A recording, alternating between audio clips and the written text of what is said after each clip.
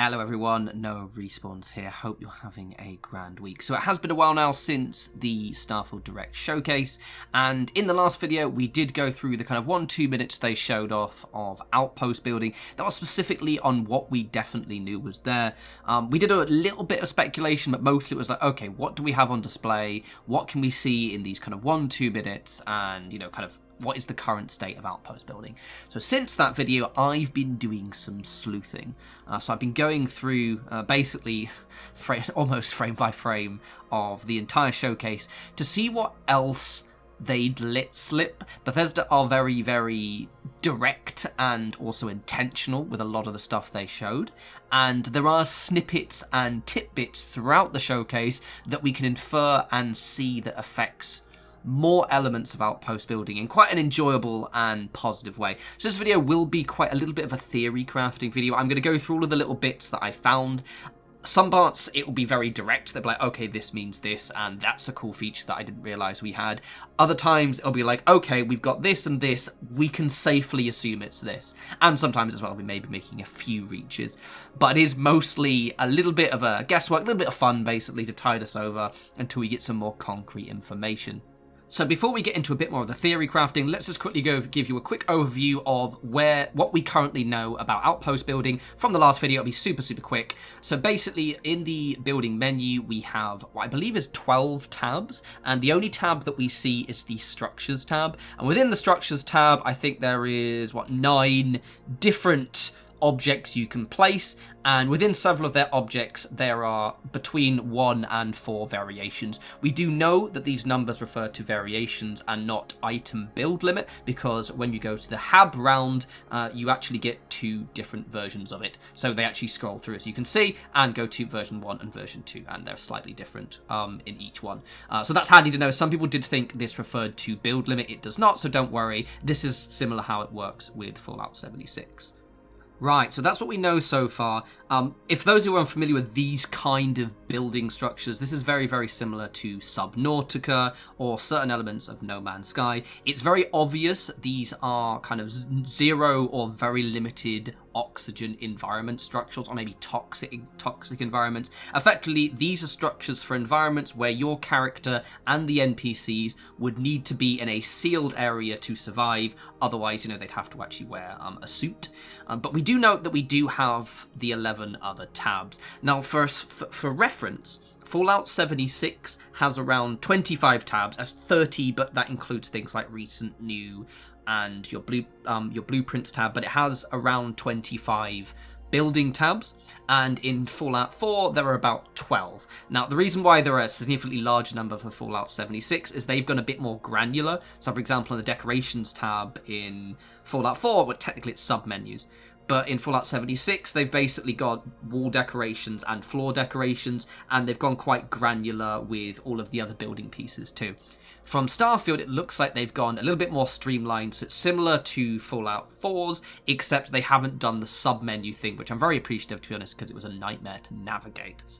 Now, why do I think we're almost definitely going to get other building sections? Specifically, I think oxygen-rich environment building sections. So, in the video, you see the settlement of New Atlantis. There are other settlements as well. Let's just focus on New Atlantis. So for New Atlantis, for those who don't know, it's effectively looks like the main settlement you're going to be in. It's the Diamond City of Starfield, and it's based on the planet Jemison. So you see them actually hovering outside the planet Jemison in the Alpha Centauri system, and on the planet you can see 2 outposts: industrial outpost and mining outpost. Now firstly, these are likely to be NPC outposts.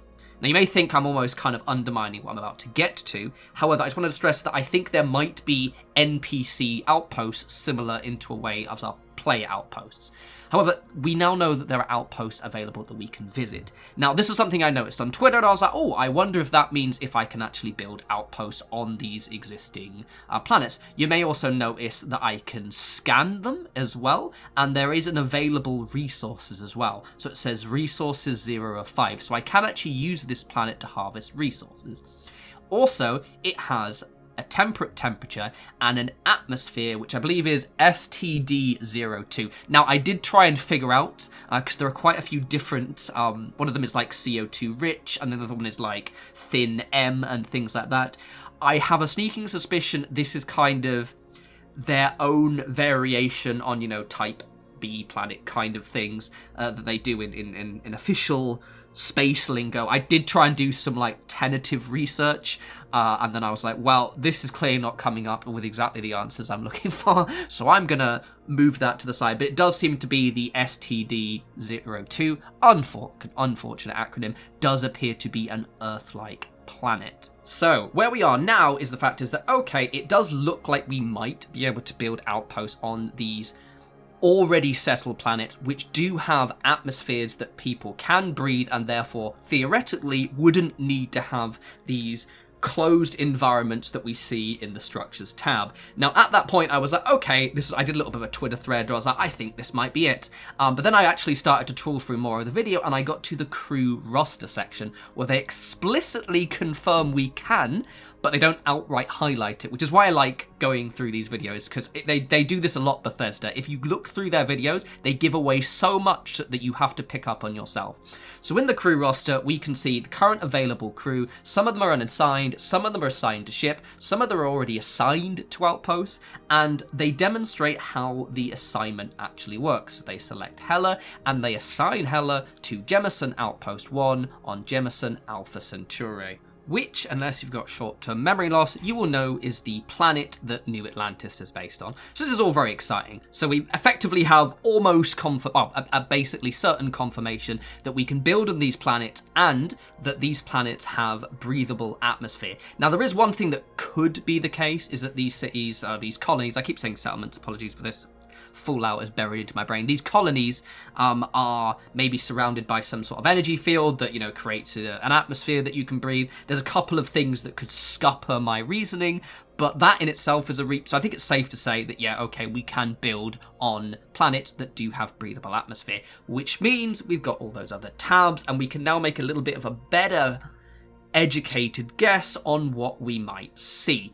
This was also cool because there are some absolutely awesome towns, settlements, planets, whatever. The one that I'm very most excited for is Aquila City on the Cheyenne system, mainly because in Freestar Space, because it's that really cool frontier town, and that is my entire aesthetic. It's very, very Firefly. It's you know, it's kind of a bit like Ash Waste's 40k kind of thing. It's very much my bag. And there are also loads of other planets as well. Some of them will obviously be low oxygen, kind of potentially even zero G environments, but many of them won't be. And this is going to be so cool because now I can kind of really speculate on, ooh, what are we going to get? Where can we do? And also, as someone who likes building stuff, ooh, what can I make? So I do want to talk about some of the outpost-related skills we see in the game, or what we've seen in the showcase. Before we get into that, I just want to kind of... This is completely guesswork, but this is what I think our vanilla outposts are gonna look like with all of the available building pieces. So this is one of the areas you just see very, very briefly, I think it's during the exploration section, called the Abandoned Robotics Facility. This seems to look very, very similar to how the outpost modules look. There's even that little, I think it might be a generator, but you see that little gold thing on top of a few of the habs. That does seem to be a separate item that you put on the top.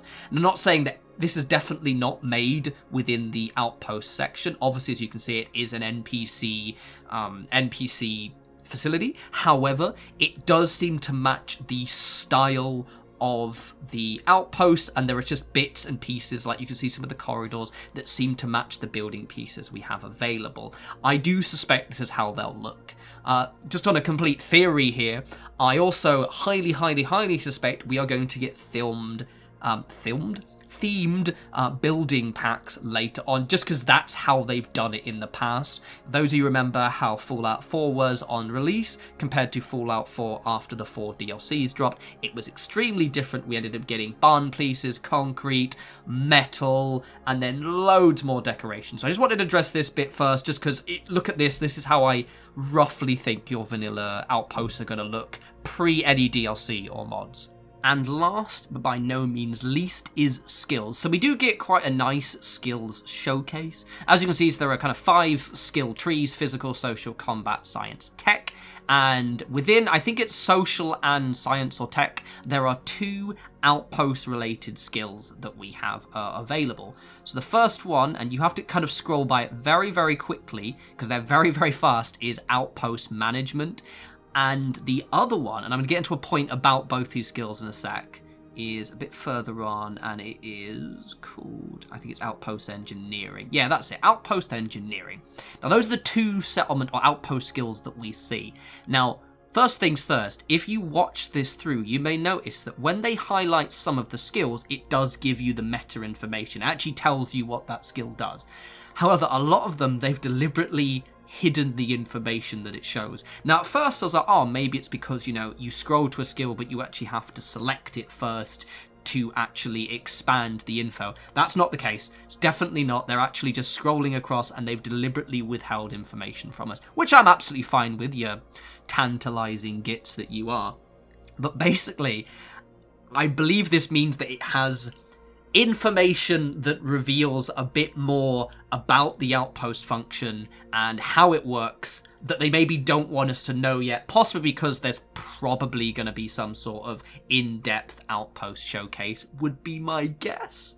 Or maybe they just want us to be surprised on release. But yes, also to note that your NPC crew can also have these skills. So a lot of these are probably related to efficiency or potentially probably efficiency, yield, very much kind of numbers based skills.